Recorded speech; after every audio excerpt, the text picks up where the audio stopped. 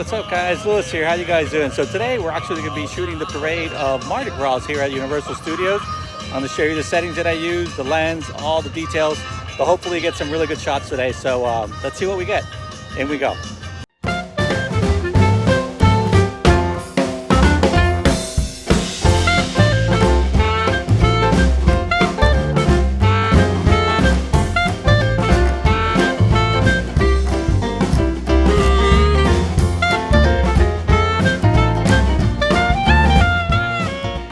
Now after you come in right here at Universal Studios, here's where the parade's going to be happening, which is right here on this main street.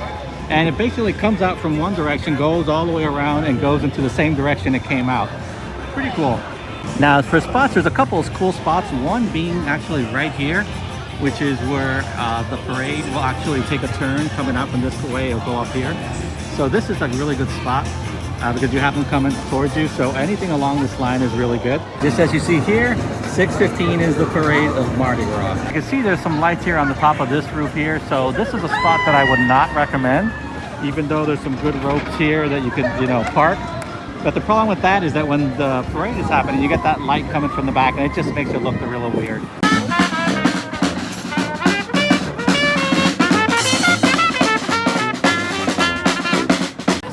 They got a bunch of cool characters coming out, which is really interesting. I don't know if that's like a space thing or a mix.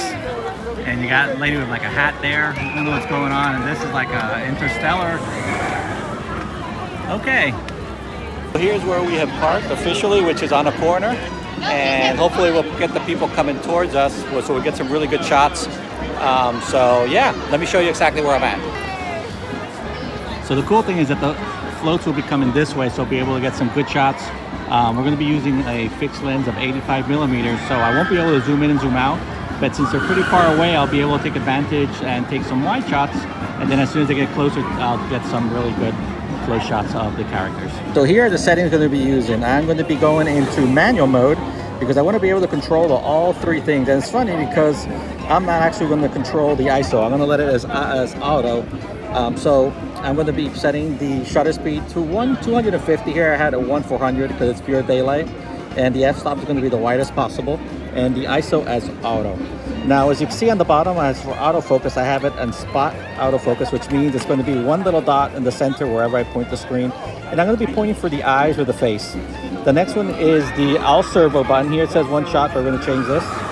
Okay, there we go. I've changed it now to all servo. And what that does is as soon as I press the shutter button halfway through, it's going to continuously focus on the subject. So we want that on. And when it comes to metering, we want to leave it at center weighted. That way we focus onto the center of what we're trying to capture. Same thing here on my spot focus. As you can see, the dot, the little white square there, is actually a little bit to the top. It's not actually dead center of the frame.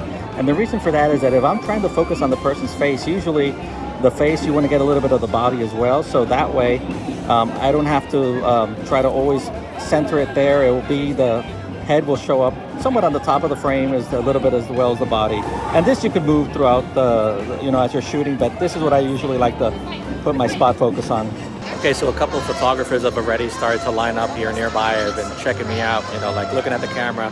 And it's funny because they always like walk by really slow and then they look down, like, okay. You don't say a word, you don't say anything, you just like nod and just keep on going. Now something to look at while you're here, which is pretty cool, the building here actually has names on most of the windows.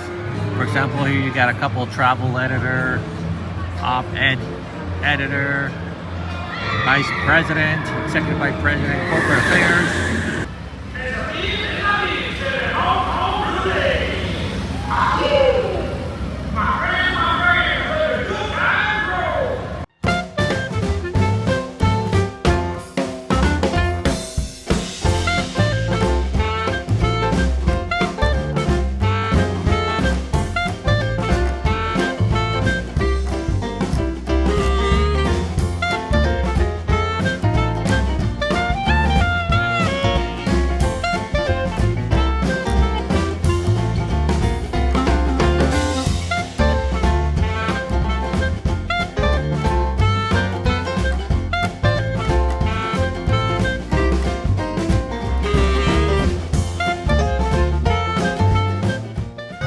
Okay, so let's head home now and check out the photos that we got.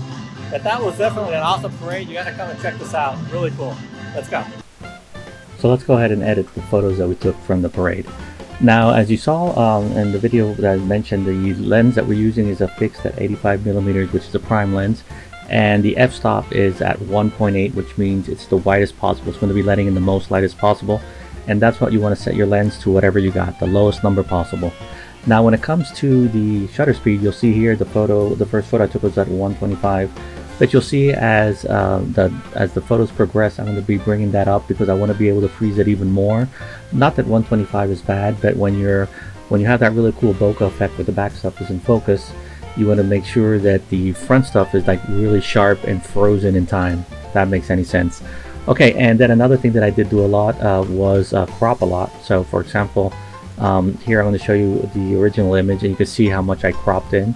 And I'm cropping at 4:5 or 5:4 because these photos are going to go to Instagram, and that's the image that it takes the most real estate on your phone, which looks the coolest. And that's what I did for basically all of them. And also another thing that I like to do is that once you shoot like that, if for any reason you want to later edit the photo, you got all that other area to work with on the photos. But in this case, we're just going to crop it so it looks nice and neat this way. And for example, this guy here, one thing that I did, I left a little bit more of the floor on the bottom because that way it looks, it gives more of that cool effect of the guy kicking upwards. Another thing to note is that, as you guys remember, I put the spot focus, the marker on the top of the image, and the reason is for exactly this. So you can see that since I'm photographing the whole body, or at least most of it, I want to be able to make sure the camera is focusing on the face and the head of the person. If you are not shooting like this, if you're shooting like from the bottom up, the torso up, then you try to focus on the eyes, which is what you want to be able to get that really cool focus. Here again, you'll see you got the whole body, so the camera is using the top part to focus. And one thing that I loved of the spot that we were at is that since it was at an angle, you'll see that we have those really cool colors on the back. Part of the bokeh of the image. You'll see that there's different colors and stuff like that happening, like from this one to this one. Now you'll see also that already on this photo, it's already at 1/250th of a second, because I was able to roll it up, and I noticed that my ISO wasn't being sacrificed too much. In this case, 1600, which is still good. And so you gotta more or less know what your limit on your ISO is, and you'll really know when you start taking some of those photos and you start seeing that digital noise and that grain come up, then you know that you gotta pull it back a little more. So here I'm using 250, but if you want to bring it down to 160 or even 125, it's more than fine.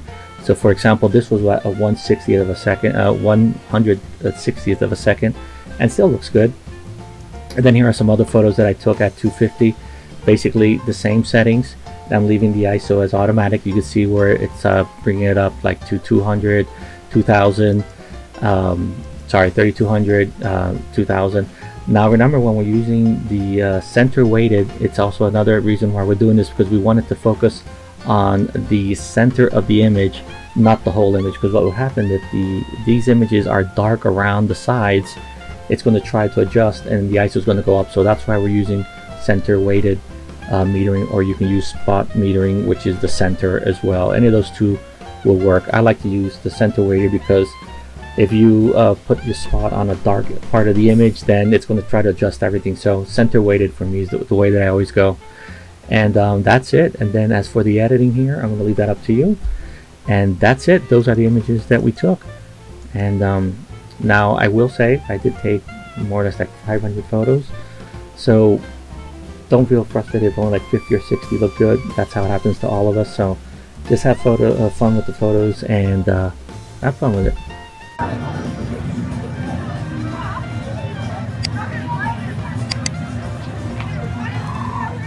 Okay guys, so that's it here from Universal Studios. Hope you liked this video. Please consider subscribing to the channel so we can keep these videos flowing. And if you have already subscribed, thanks for that.